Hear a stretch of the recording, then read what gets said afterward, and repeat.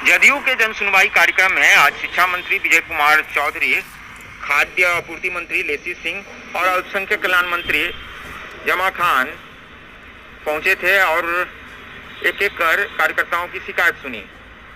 शिक्षा मंत्री विजय चौधरी ने कहा कि कई तरह की समस्या लेकर लोग आ रहे हैं, उन्हें सही प्रक्रिया अपनाने की सलाह दी जा रही है। की समस्याएं होती है, जैसे शिक्षा विभाग में है, नियोजन के संबंध में है कि कहीं कोई नियोजन पर सही समय में नहीं पहुंच सके हैं, किन्हीं की शिकायत जो बिहार स्कूल एग्जामिनेशन बोर्ड है सर्टिफिकेट दिया गया है उसमें कहीं थोड़ी कोई त्रुटि हो गई है, जन्म तिथि में कहीं कोई त्रुटि हो गई है, फादर्स नेम में कहीं कोई त्रुटि हो गई है, नाम के स्पेलिंग में अनेक तरह की शिकायतें आती हैं और हम लोग उनकी संतुष्टि और फिर दूसरी बात कि जो भी प्रक्रियात्मक पहलू है उसके जिस तरीके से समाधान हो सकता है वो हम लोग तरीका बताकर तुरंत उसमें संबंधित अधिकारी से संपर्क करके जो आते हैं शिकायत लेकर उनके समस्या का निराकरण करते हैं। टीईटी अभ्यर्थियों के भूख हड़ताल पर विजय चौधरी ने कहा कि उन्हें धैर्य रखना चाहिए।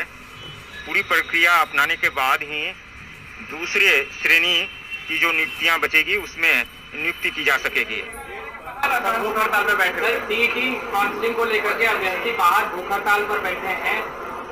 आपने उनकी बातें सुनी हैं, समझी हैं, क्या है उनकी मांग? कहना है कि जो महिलाओं का जो बहाली का पद रिक्त रह गया है उस पद पे इनको बहाल किया जाए दूसरे चरण।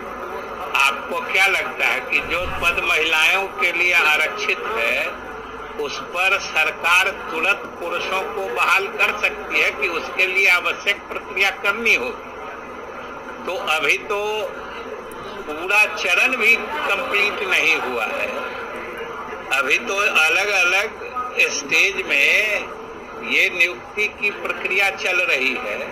तो इस बीच में जो सीट महिलाओं या उस मायने में किसी अन्य वर्ग या कोटि के लिए आरक्षित हैं उन पर सरकार कैसे तुरंत बहाल कर सकती है? ऐसा नहीं है कि जो तुरंत कोई श्रेणी के लोग नहीं आए तो दूसरे श्रेणी में के लोग ले लिए जाएंगे। इसलिए इन लोगों को धैर्य रखना चाहिए। हम लोग सारे स्थिति की समीक्षा करके सही समय पर सही निर्णय लेंगे। वहीं मंत्री लेसी सिंह ने कहा कि कार्यकर्ताओं की जो भी शिकायत है उसे दूर करने की कोशिश हो रही है। दलहन खरीद पर कहा कि केंद्र सरकार से अनुमति ली गई थी, लेकिन बाजार मूल्य अधिक होने के कारण किसानों को नुकसान न हो जाए इसलिए इस साल नहीं खरीदी गई है। प्राप्ति का हम लोगों ने भारत सरकार से सहमति मिलने के बाद हम लोगों ने शुरू किए थे, लेकिन उसका जो मार्केट का रेट वो हमारा एमएसपी से कुछ ज़्यादा। तो सरकार का ये उद्देश्य है कि बाजार में रेट जो है वो स्थिर रहे, कम में किसान को नहीं बेचना। तो इस बार तो हम लोग नहीं उतना अधिप्राप्ति कर पाए क्योंकि बाजार में ज़्यादा रेट था एमएसपी से। अलग अलग तरह की समस्याओं को लेकर कार्यकर्ता जदयू कार्यालय पहुंचे थे। दानापुर से पहुंचे रवि का कहना था कि एक ही स्थान पर 3 दुकान जन वितरण प्रणाली के खोले गए हैं और उसकी लगातार लोगों की शिकायत मिल रही है। उसी के समाधान के लिए आए थे। मंत्री ने आश्वासन दिया है। रवि और दानापुर वार्ड नंबर 4 का जो छौनी परिषद है उसमें जन वितरण प्रणाली का जो दुकान है एक ही जगह 3, 4, 5 का वार्ड का एक ही जगह चलता है। जनता को हमारे पास बराबर शिकायत आ रहा था। अपने लेटर पैड पे हमने जो मंत्री साहब को दिए थे पिछले बार 18 तारीख को जो दिल्ली चले गए थे उस टाइम दिए थे, नहीं मिले थे। फिर उसके बाद खाद्य अध्यक्ष जो विकल्प सर हैं उनके पास दिए थे। उनके बाद डायरेक्ट एमओ के पास उन्होंने लिख के फॉरवर्डिंग किए पेपर को, तो वहाँ पे गए तो एमओ साहब को दिए। उस पीरियड में एमओ साहब बदली हो गए थे।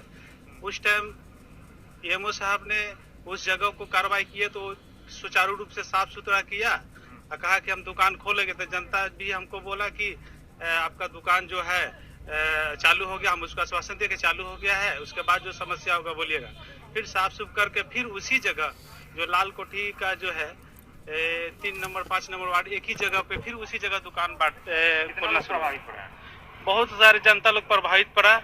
मंत्री से मिले आप? जी, मंत्री साहब से मिले। मंत्री साहब हमें आश्वासन दिए, डायरेक्टली फोन लगाए डीएम साहब के पास, और उन्होंने आश्वासन दिया कि आपका काम जो भी जनता का समस्या है आपका हो जाएगा।